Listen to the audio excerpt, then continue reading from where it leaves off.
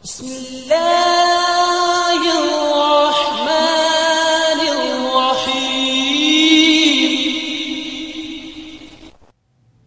দর্শক, আসসালামু আলাইকুম। আশা করি সবাই ভালো আছেন। দেখতে দেখতে 20তম পর্বে এসে উপস্থিত হলাম। আজকে আমাদের এই প্রাথমিক পর্বের সমাপ্তি পর্ব। তবে এই পর্বে আমি আপনাদের সামনে তুলে ধরব আমরা কিভাবে এই 20টি পর্ব অর্থাৎ 1 থেকে 19তম পর্ব ভালো করে আমরা যদি দেখি বা কিভাবে দেখলে এটি আমরা সবচেয়ে বেশি উপকৃত হব। আসুন, আমাদের যে প্রথম আলোচনাটি ছিল সেটি ছিল এই যে 20তম পর্ব আমি কেন করছি বা এর উদ্দেশ্য কি, এটি আমি এক পর্বে আলোচনা করেছি। দ্বিতীয় পর্বে আমরা আলোচনা করেছি যে আরবি ব্যাকরণের বৈশিষ্ট্য সমূহ নিয়ে, সে ব্যাপারে আপনারা নিশ্চয়ই শুনেছেন। 3 নম্বর পর্ব থেকে শুরু হয়েছে আমাদের ব্যাকরণে প্রবেশ।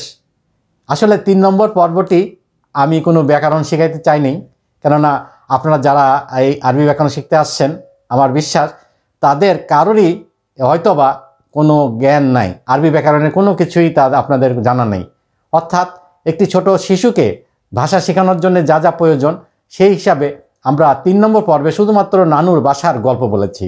আমরা জানি আমাদের গল্পে আমাদের মনে থাকে বেশি, তাই 3 নম্বর পর্বে আমরা গল্পে গল্পে নানুর বাসা বর্ণনা করেছি, যেটি আমরা পরবর্তী পর্বগুলিতে চমৎকারভাবে ব্যবহার করার চেষ্টা করেছি, যা আপনারা 4, 5, 6 পর্ব দেখলেই বুঝতে পারবেন।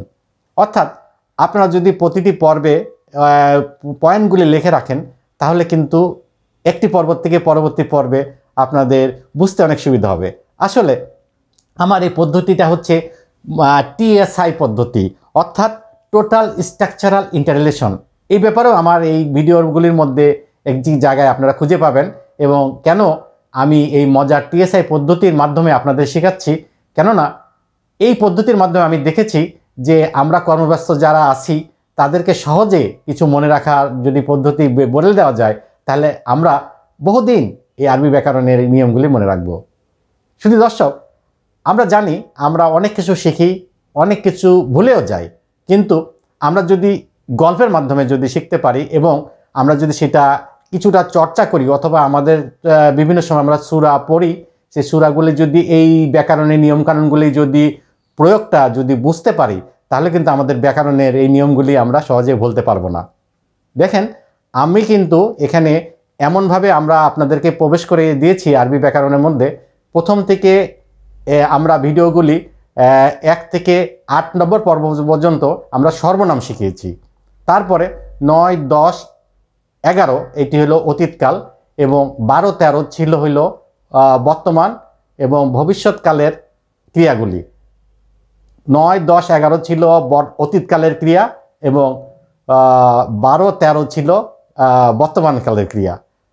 এইগুলি যখন আপনাদের শেখা হয়ে গেল, তখন আমরা চেষ্টা করেছি যে ক্রিয়ার থেকে কীভাবে বিশেষ্য আসে।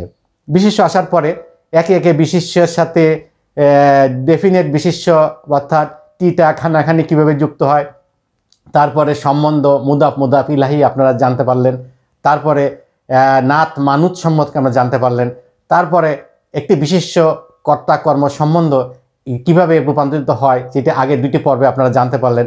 সবগুলি মোটামুটি ছিল একটি গল্পের মাধ্যমে, এবং এইগুলি ছিল আরবি ব্যাকরণের সবচেয়ে প্রাথমিক স্তর।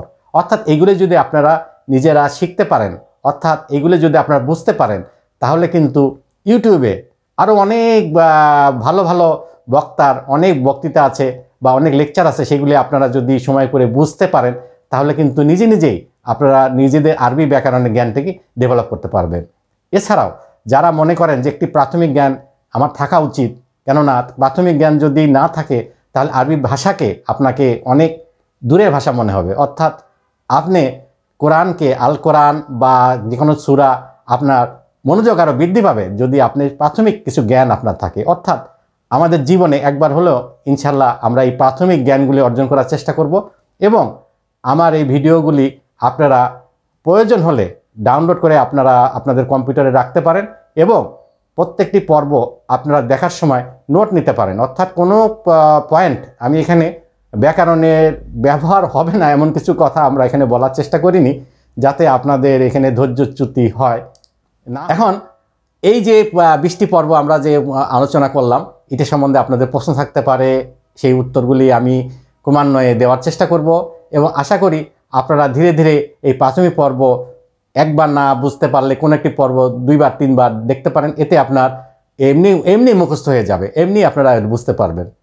তাহলে এখন কথা হচ্ছে, এই প্রাথমিক পর্বর পরে কি আমি আর আপনাদের সাথে যুক্ত থাকবো না? হ্যাঁ, আমি চিন্তা করেছি যে আমি যে বইয়ের মাধ্যমে আরবি ব্যাকরণ শিখেছিলাম সেটি আপনাদের কাছে একটি পর্ব করে উপস্থাপন করব। সেই বইটি এইটি হচ্ছে, আপনারা দেখেন এটি বাজারে পাওয়া যাচ্ছে, সেটি হচ্ছে কোরআনীয় আরবি শিক্ষা। এটি আব্দুল ওয়াহিদ হামিদ ইনি লিখেছেন মূল, এবং এটি অনুবাদ করেছেন মোহাম্মদ আবু হেনা এবং সম্পাদনা করেছেন ইয়াহিয়া স্যার। আমি ইয়াহিয়া স্যারকে পারমিশন নিয়েছিলাম যে এটি আমি আপনাদের সামনে উপস্থাপন করব। তবে এই বইটি আমি প্রথম অধ্যায় থেকে শুরু করে 40টি অধ্যায় বেশ সংক্ষিপ্তভাবে প্রকাশ করব, যেহেতু আমি জানি আপনারা অলরেডি প্রাথমিক পর্ব দেখেছেন এবং বুঝছেন। তাই ওই প্রাথমিক পর্ব যারা দেখছেন, আশা করি তারা শুধু এই বইটি যদি 40টি পর্ব বা 40টি অধ্যায় আপনারা যদি অধ্যয়ন করেন, তাহলে আপনারা খুব দ্রুত এগুলো শিখে যেতে পারবেন। এবং যারা আরবি ব্যাকরণ শিখতে চান বা শুরু করতে চান, তাদেরকে বলবেন যেন আমার এই পর্বগুলি দেখে। তাহলে অন্তত একটি বিষয় আমি আশা করতে পারি যে আরবি ব্যাকরণ যে কঠিন কোনো ভাষা নয়, এটি যিনি শিখতে আসছেন তিনি হয়তো এটা উপলব্ধি করতে পারবেন এবং তার আগ্রহ বৃদ্ধি পাবে। আমার এই প্রচেষ্টা আমি শুধুমাত্র আল্লাহ রাব্বুল আলামিনের সন্তুষ্টির জন্যই করার চেষ্টা করেছি। তার মধ্যে যদি কোনো ভুলভ্রান্তি হয়ে থাকে আমি আপনাদের কাছে ক্ষমা চাচ্ছি এবং আল্লাহ তাআলার কাছে ক্ষমা চেয়ে নিচ্ছি।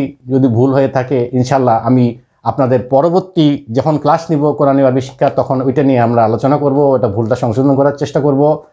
আর সবচেয়ে বড় কথা হচ্ছে, আমরা এই আরবি ব্যাকরণ শিখব, কোরআনটাকে ভালোবাসবো, আর যখন আমরা নামাজ পড়ব তখন যেন আমরা আরবি ভাষার মাধ্যমে সরাসরি আল্লাহ তাআলার সাথে কথা বলছি এরকম একটা মনোভাব নিয়ে আমরা নামাজের মধ্যে সূরাগুলি পড়ব।